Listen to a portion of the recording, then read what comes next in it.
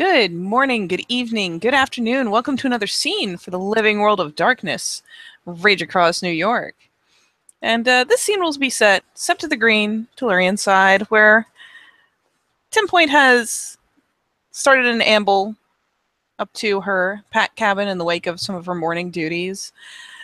She's, well, all in all, looking about usual, albeit she's shedding velvet today, so there are a couple of strips here or there hanging down from her antlers. She's been kind of hewing them off as they strip away and doing her best to mitigate the fact that, well, there's blood staining. There's probably at least one point on her face where one of them slipped off and smacked her in the face, left a little bit of dried blood there. But all in all, she's mitigating how creepy that looks as much as she can? Question mark. There are still some places where velvet clings. There are some open pieces of bone where there's blood staining. She'll have to wash the lot once it's all stripped off. But in the meantime, she's going to amble up the steps, probably to the far side of Aiden if he is there, and move towards that hook on the wall while flipping over her swag and starting to root around, meaning to replace the hacksaw. And realizing after only a moment of rooting that, oh shit, is it here? Where is it? And there's the initial, kind of just the usual little moving around of stuff, kind of grabbing around, and then realizing that, wait, what? And suddenly paying a lot more attention to the bag, reaching a little further, and then ending up just kind of pausing, pulling her hand out and staring down at the bag and trying to process where it would be if it was not in the bag.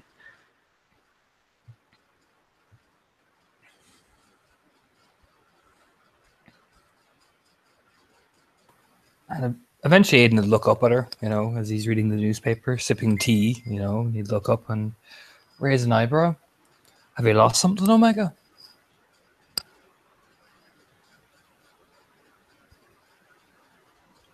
And she'll kind of shoot a glance aside. Decide that that's probably as good a time as any to go ahead and take a knee, put her chin up. It seems so, Ryan. I'm trying to recall. There's a pause as she continues to look thoughtful. And then adopts something of an abrupt kind of panicked look, like, oh shit, I know where it is. He'll twist his head slowly. Something you should be worried about by that look on your face? No, Ryan. I was just careless. It won't be hard to get back. Careless. Time for the peony. Free. Careless. What is this? You wouldn't be lying to me now, would you? Peony. You wouldn't be lying to me now, would you? She shakes her head very quickly. No, I just forgot it.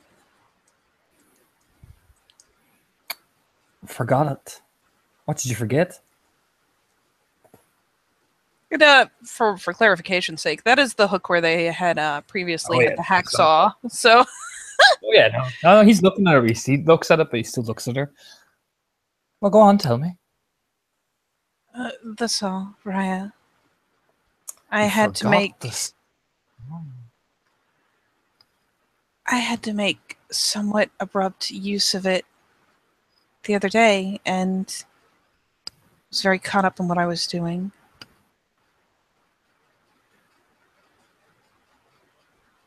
And by the time it was done, I'd forgotten that I had left it out. I see. And what was this abrupt circumstances that you would forget about the one thing that we need to make sure you don't break the veil? One point. What was so important?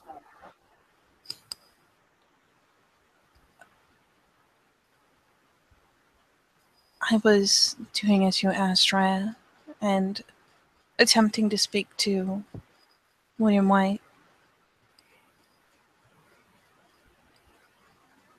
but he was caught up in a dream. And I believe that if I had not managed to alter his track, he would have dragged me out of a veil-protected area. And so I handed it to one of his kin and had them help me in removing them. He tried to drag you out of a veil-protected area, did he? You lean forward, and those eyes, for the first time, will glint with that familiar, feral look. She lowers her eyes and shakes her head a bit. He didn't know it was me, Raya. And he didn't know where we were. Are you sure about that? Yes, Raya. Huh.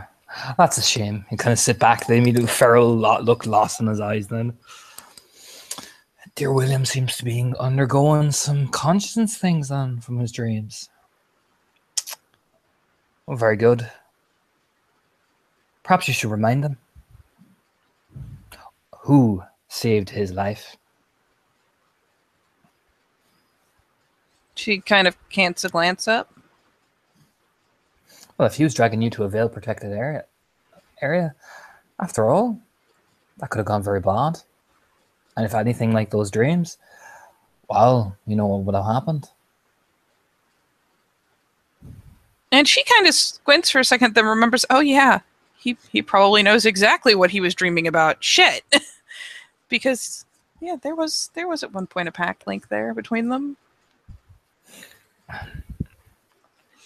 So why don't you talk to his alpha and you put his feet on the table, remind her of the service you've after doing, courtesy of our pack. A step at a time, Raya. I have already done some good in taking him to the Shrine of Chimera, making him perhaps think that dwelling on these dreams is no way to move forward. There's no way to grow. This is William White we're talking about here, 10 Point. To be honest, and plus I want the squirm of satisfaction of seeing can the mule discipline her pack.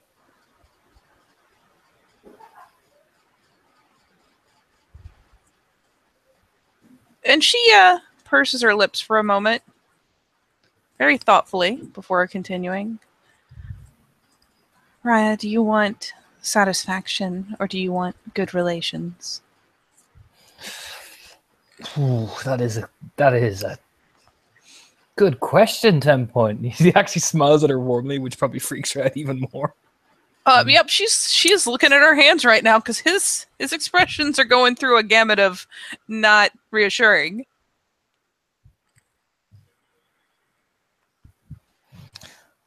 Strange. You've been asking that's a good question. I don't know, really. Then again, my satisfaction of late has been quite disappointed. After all, what was again Hunter's Bane?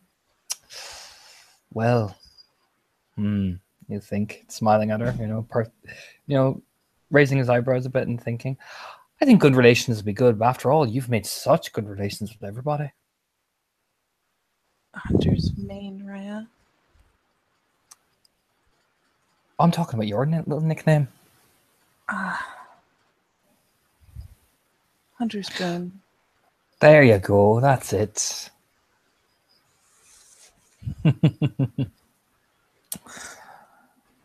Very interesting. I aided her in combat, Raya. Oh, I'm sure you did. But does she think she's the Galliard now? And that's when he starts to rise slowly. I couldn't say, Raya. I have not spoken to her since. It just makes me wonder, her naming you? Without our permission as well?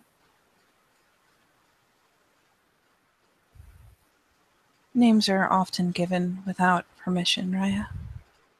She's so... The stare at hands intensifies.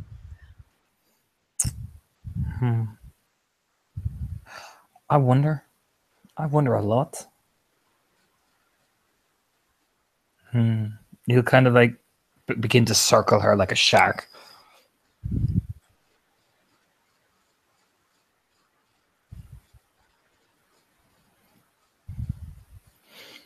So I have to ask you a question, 10 Point.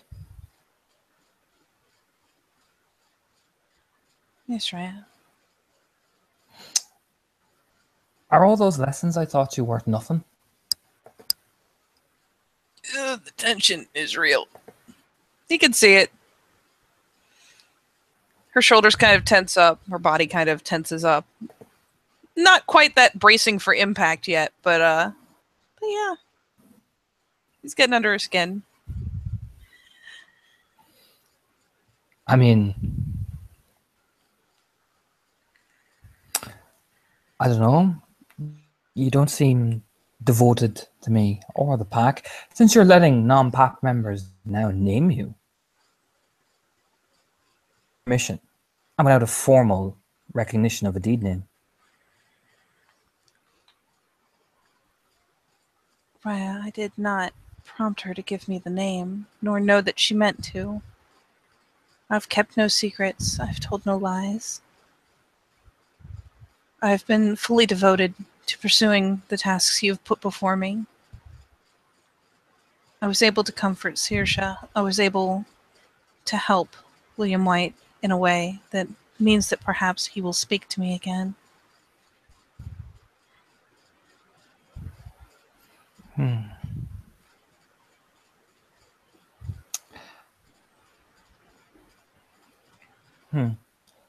Well, you've done very good. However,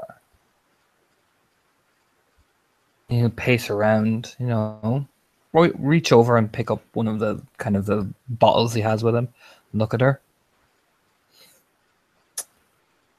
Does it bother you that she's named you?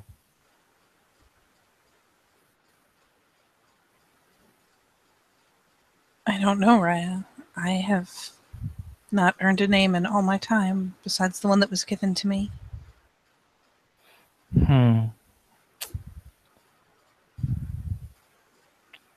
I wonder, 10 Point. I wonder.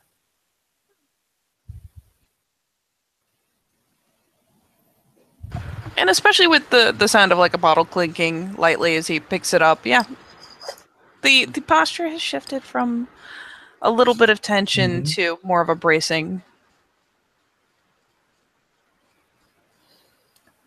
Raya, I have done all that you've asked of me. Dallas has shown. I'm just wondering, 10 Point, because that hell and that deed name is a statement, if you get what I'm saying.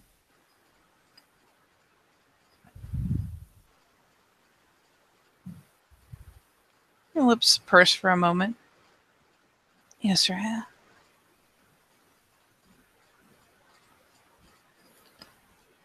I thought we had an agreement. She's finally gonna kind of dare a little side glance up to assess overall posture and expression.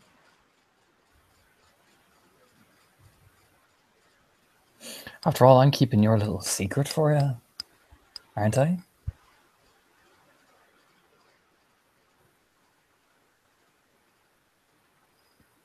Yeah, what have I done wrong? I don't know. It just bothers me that, well, she gets to claim you like that without our permission. Did you warn her? Warn her, Raya. I had no way of knowing what she was doing, and I. Oh, so you haven't talked to her yet? No, Raya. Oh. So you're pleased with the name?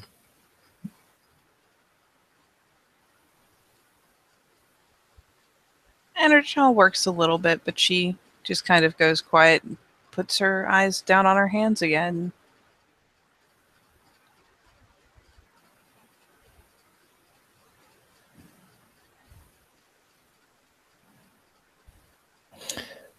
Because if you're now Dallas's Omega, what's going to happen to me, Panchi, and Balian? And twist his head. My pack comes first, Raya. I had just thought it might be nice. to be recognized for something besides. There's an idle upwards gesture, a very small one from her hand before it returns to her lap. I see. You wanted ambition. You nod. I didn't Let seek me give you some. Maria. Maybe I was a bit wary of you two and Dallas getting so close. You smirk a bit.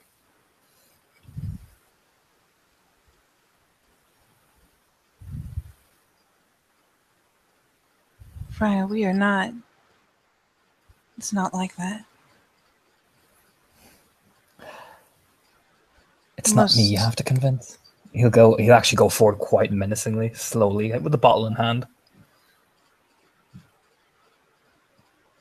Freya, almost all of the time that I have spent with Dallas has been with you.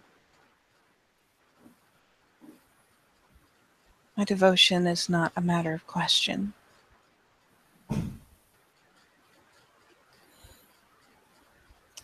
Well, that's good.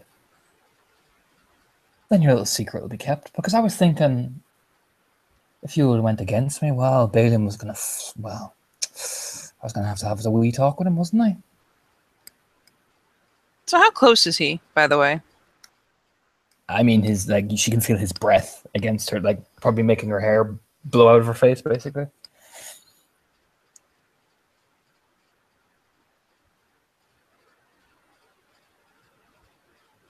So he's like right beside her, you know.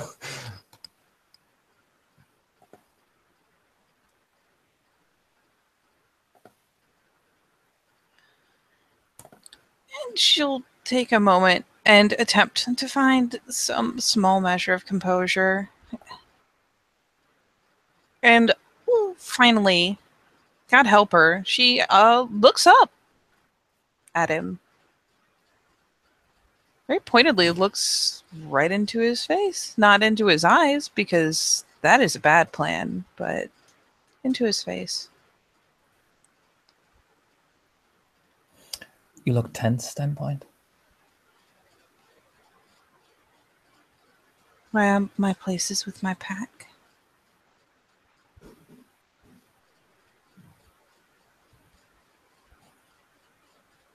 My devotion is reserved for the ones who take care of me.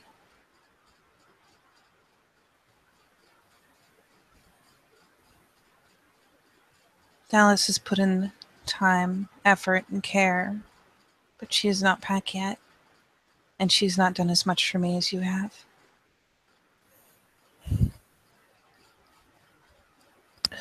I'm not disputing Dallas's efforts. No. As he'll walk over and gently, you can hear the bottle begin to break under his wrist, basically. You know? I'm not disputing that at all. The thing I'm disputing is the fact that she thinks she can name you without asking us anything. Because the first rule, and he'll turn slowly with the broken bottle bit in his hand, is communication, isn't it?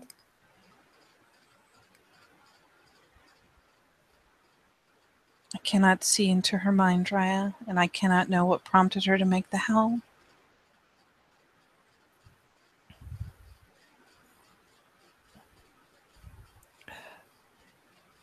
Oh, I can. Ambition, 10 point.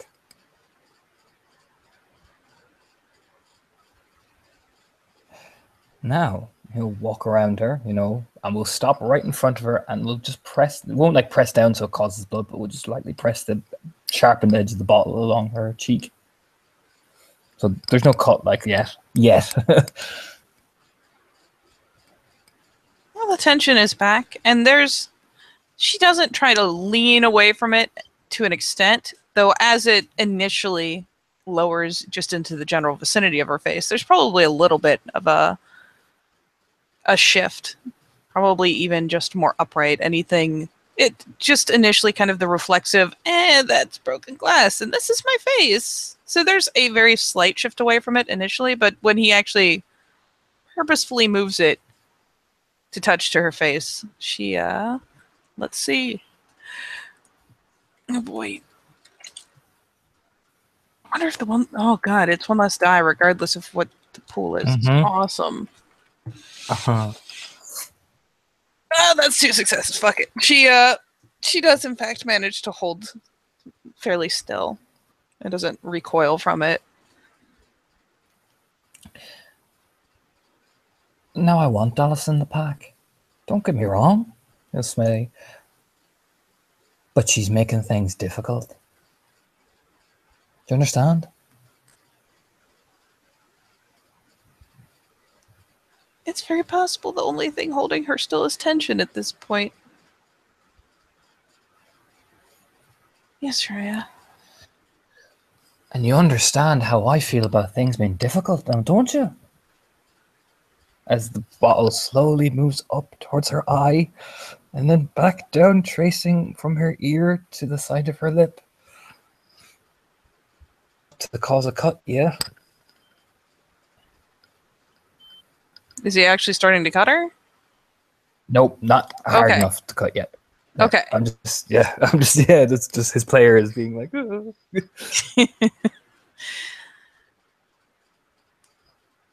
Yes, Raya. And how do I feel about difficult?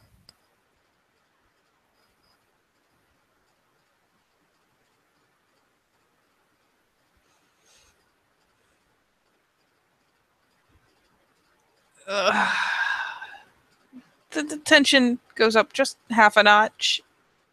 She kind of draws in a breath to buy herself a little time to think of a way to phrase it that he will find pleasing.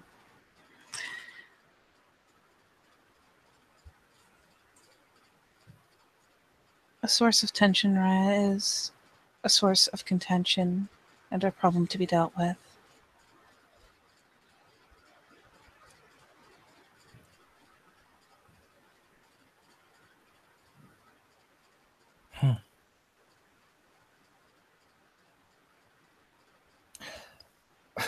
That's a good answer.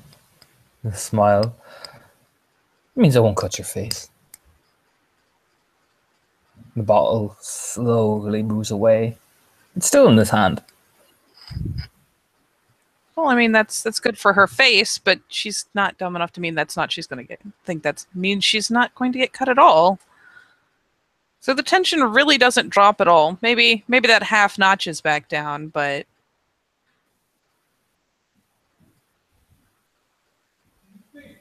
thank you, Raya. He'll twist his head. So what would you do then, Theurge, about our little Dallas?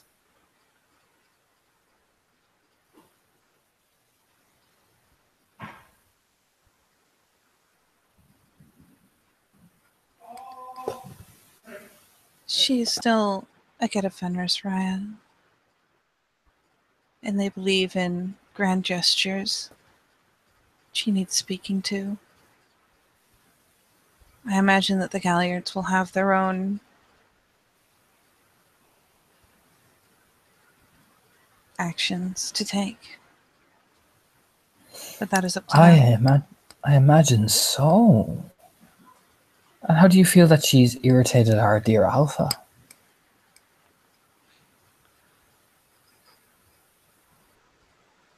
Her lips kind of press firmly again.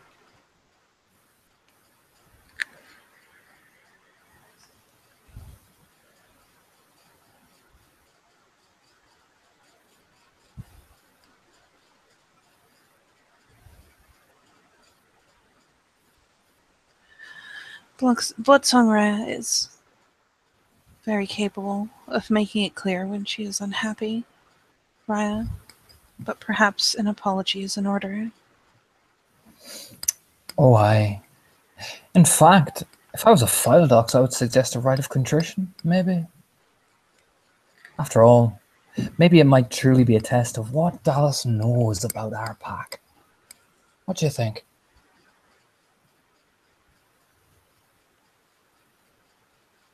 It'll be fairly clear that that even if she didn't agree with this, you know what? She's kind of grabbing at the offered straw here. He's gonna peony to see how she actually feels because Peerage. You know, always a good way to know what your Peerage is thinking. Jesus, 4 successes. Yeah, between familiarity with her reactions and the fact that she's kind of an open book, he can tell that as much as she would, I mean, this is the logical answer, she's still obviously kind of taking the opening that was given. A good idea. He twists his head. Are you afraid of me enough to not give me the right answer, 10 point?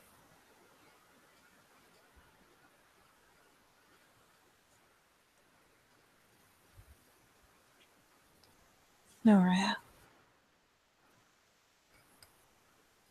What was that? You actually kind of broke up for Oh, me for a bit. she said no.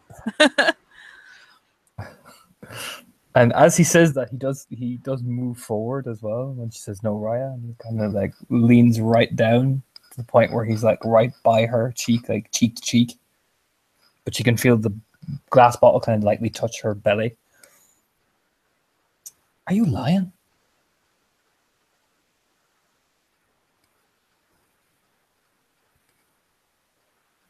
Oh, she was gonna look at her hands, but there's a bottle down there, and now she's looking straight ahead. And her composure is shaking. It's cracking.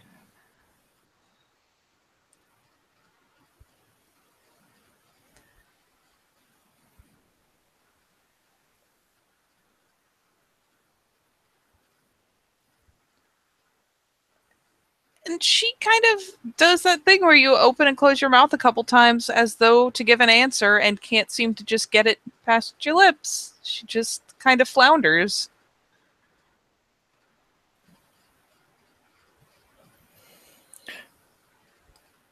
He'll twist his head and whisper into her ear, not making a decision, 10 point, on what you were going to answer says volumes of what I'm about to do next.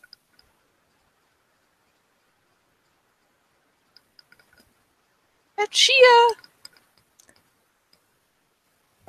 has probably gotten somewhat teary-eyed because there's a trap there in that she may have answered hastily but did so honestly, but at this point, yeah, she'd probably lie. Catch 22.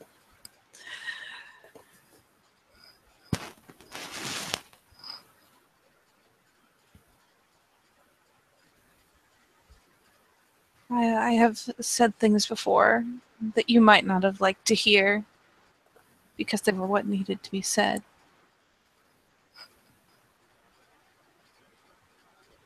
You've taught me not to lie.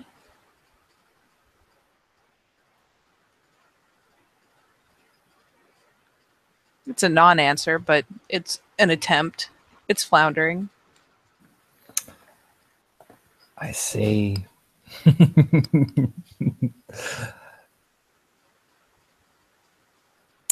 Trying to hide behind my own statements, are we? But yet you still avoid the question. Good tactic. But it only does serve to irritate me. Which would you rather? Be out of control.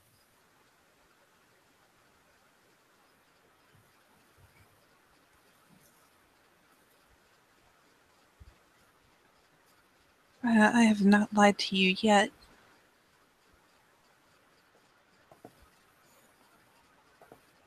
So you think Dallas doing a rite of contrition to Banshee will be a good test to see what she actually knows of the pack?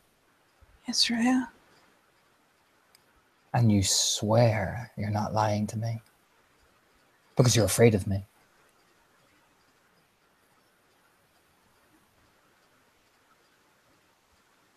She actually produces a tear in this process because that is awfully close to her guts, and being shredded is a lot harder to heal than a beating. Yes, Rhea. I mean, he moves like lightning fast. The bottle just whoop, over the side, and she hears the smash. Good. Because if I find out you're lying, ooh, He'll take a breath. Do you want to hear a story, 10 Point? And she's... The relief was immediate and pretty blatant across her features as the bottle finally got the hell out of her personal space. She's probably brought up a hand at this point to kind of wipe at her cheek. And she nods mutely as she attempts to regain some small measure of composure. There was once a fellow, from what I heard about the kinfolk, on our sept, and he kept lying and lying and lying. And finally they caught him out one day. Now he was a menace as well. And one of the elder Ragabashes got him by the throat and made small incisions along his eyes every day, so he would painfully heal himself. But he would do it with his claws, 10 Point. Until one day he lied so big. I remember they blinded him and forced him not to heal it for a while. And they didn't just blind him with their claws, they blinded him with silver. Would you like that? Her head shakes rapidly and immediately, with enthusiasm enough to send her hair kind of flying a bit. Nod. At the end of the day, we Laughing Moons know all about lies and what they can do. So it's best not to lie to one, is it? And he will roll something. Yeah, she hasn't been looking at him. Oh, mother of mercy. That's a charisma intimidation roll. As Aiden, like a lightning bolt, catches her by the throat, like she even feel it press, and he squeezes and stares to the point where she opens her eyes looking at him. Because this particular Laughing Moon has one of the most vilest tempers you've ever seen. And I'll make sure you won't be seen for a long time if you lie to me.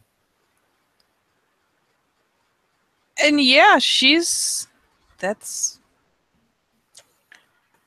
I'm gonna roll just for the sake of rolling, because there's a roll to make against it, but it's so good. It's such a good roll. Oh, I got one whole success. That's still a lot of intimidation. And yeah, she gets caught up by the throat and caught eye to eye, and she doesn't thrash. She doesn't try to shake him off, but she gives this incredibly uncomfortable squirm and kind of shrinks a little bit. I mean, I don't know how much he's using of that hold to keep her upright, but yeah, she kind of almost kind of collapses into herself on that, and the tears are right back in her eyes. And he's about to do something very bold. He's got a hold of her throat, and he's about to push. So this is a strength brawl. He's just going to slam her into the cabin wall, basically. 1, 2, 3, 4.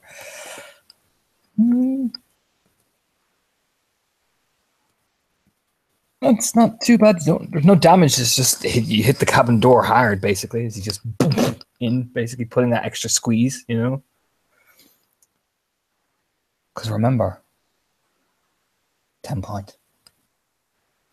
That's your name, right?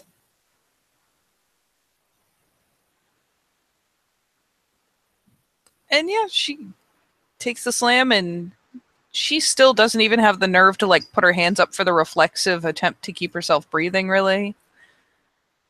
She's not going to try to like grab his wrist, any of that. She kind of gets slammed in and continues to kind of adopt a body curl almost, as she gives this barely perceptible little nod as if she's afraid to break eye contact. And he will keep hold of her, a firm hold, and stare right into her eyes.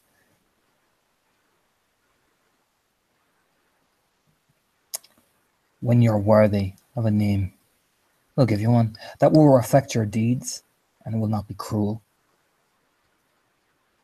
But our galliards will give you that. Do you understand?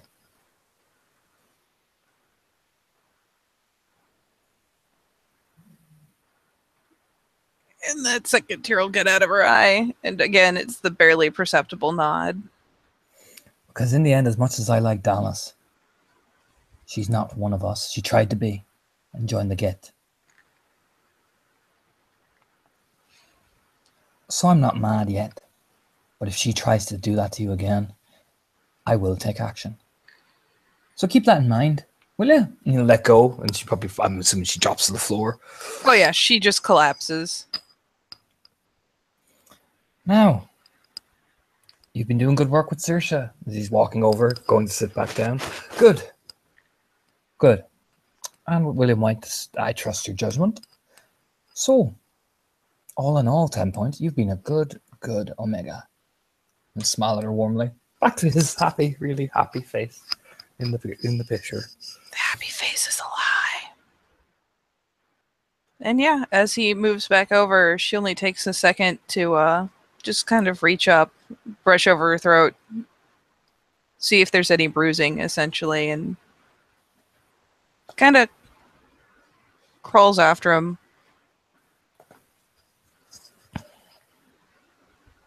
Ends up kind of practically kind of curled up next to his feet.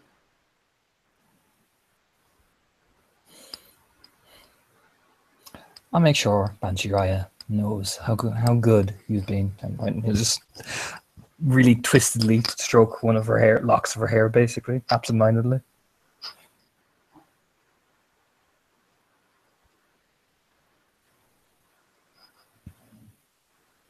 And she gives a light little nod in acknowledgement because she's not going to fail to acknowledge a kind offer. Not after that. Nope.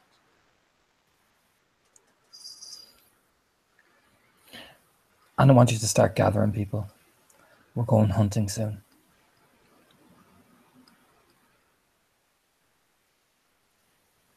Who? Who do you think? He'll look at her. They actually will look at her properly. Banshee's back. I waited for her to arrive. After all, I want him alive for what I'll do next.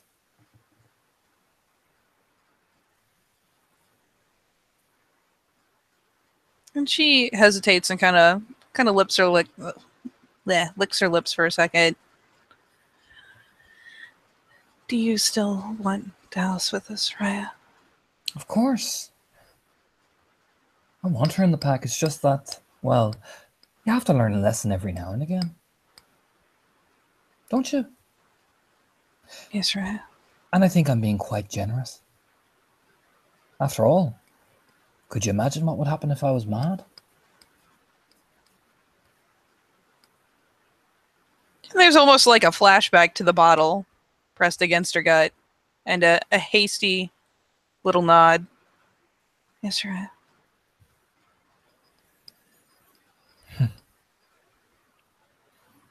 A nod. Good. Bring Felix. And I'll talk to Talatahine myself. She made an offer of assistance. I'll debate it in my head. After all, I don't trust her and her pack. He'll say about growl. Oh, I'm rolling P&E. He'll look over.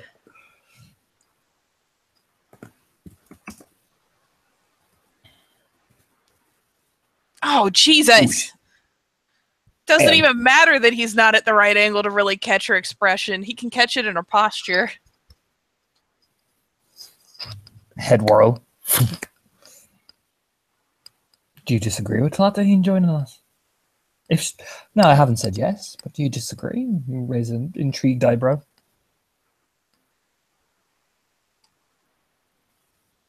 The oh shit face is turned away from him, but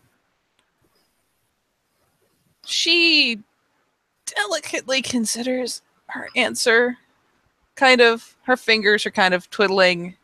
Actually, her fingers are kind of ringing, honestly, nervously. And she doesn't quite grit her teeth, but he'll probably catch it in her tone too. Not if it is what you want, Raya. Wait a minute. And he'll grab 10 Point's cheek and face it so she's like face to face with him. Are you jealous?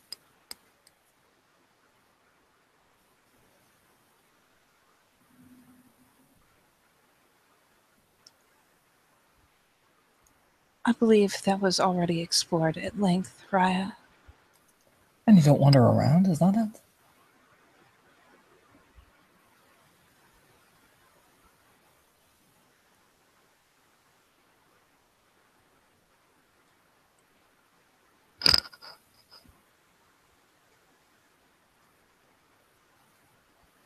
No, Raya, not exactly. Why?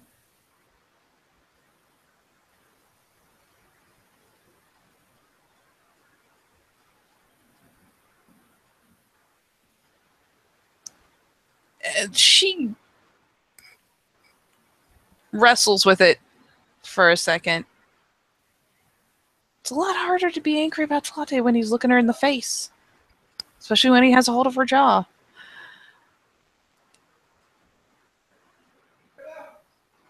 Raya, I can appreciate going to Felix, but have I displeased you? Twist his head. Displease me? Why would you think going to the Latahine would displease me? Why? Do you think there's some sort of punishment?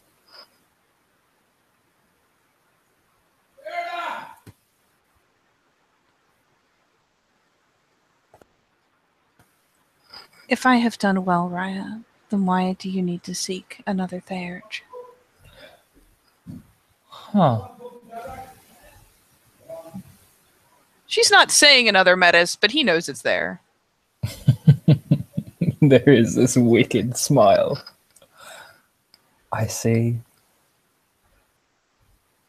Well, 10 Point. Suppose you're right, aren't you? He looks way too pleased. Like, I mean, way too fucking pleased. Should even feel a squirm of pleasure in the back. Like, she's kind of waiting for the other shoe to drop on this. Like, he's acting happy, but is he really? Or is this just him being happy that he has an excuse to go after her again? Like, there's some doubt following that squirm. looks like my little Omega. Well, coming along nicely.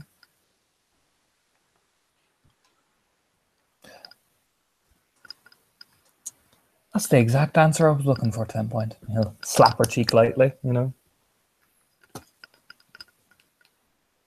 She seems a bit stunned that that's the worst she got, really.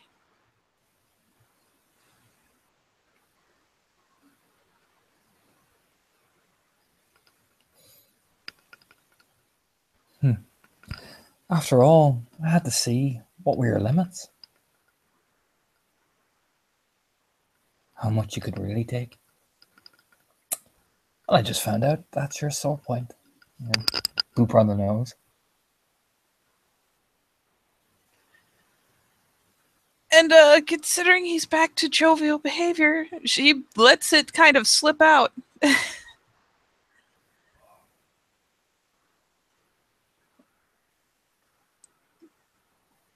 You are not the only one who could be possessive of their packmates, Raya. I'll get the appropriate different reactions to this. Somewhere here. Oh, Jesus.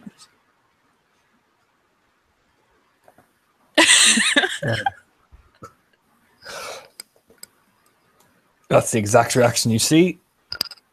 Oh, I know, 10 points. I just wanted to see what you'd do, and you didn't disappoint, did you? I hope not, Raya. No. Don't worry. I would be more upset if you hadn't reacted. So, go to Felix. Lick his lips and think. Yeah, Felix and Dallas will do nicely. But remember, if they ask questions, you tell them to come to me, and I'll hold a meeting with us. But I want them alive, 10 Point, because we're going to do something. In fact, I'm going to give Banshee a gift. A smile. Yes, right. After all, I'll get what I needed when I watch. But his last breath will be hers. After all, we have to follow the traditions, and Alpha gets the final kill.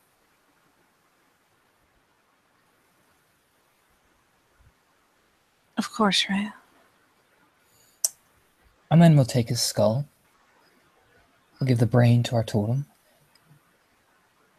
And I'll keep it. As a reminder. He gets this real far away look in his eyes, and not like haunted, just more. You'll feel that squirm of pleasure in the packling, basically.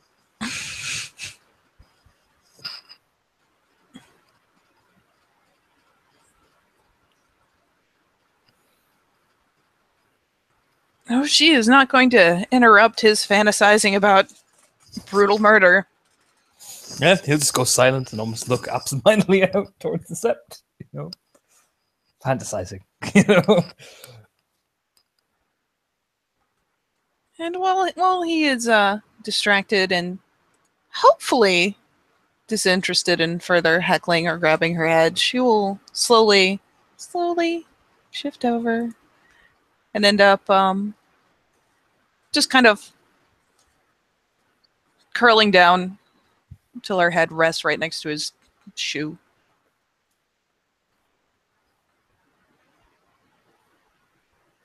Yeah, Aiden will just sit there silently humming to himself and just, fantasizing such wonderful things,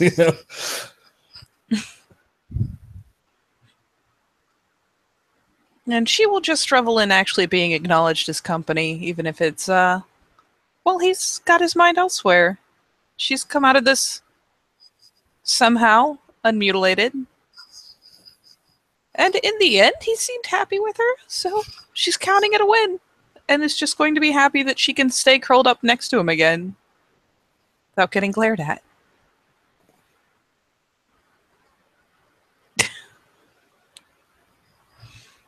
So I'd say that's probably a fair place to close it off. Yep.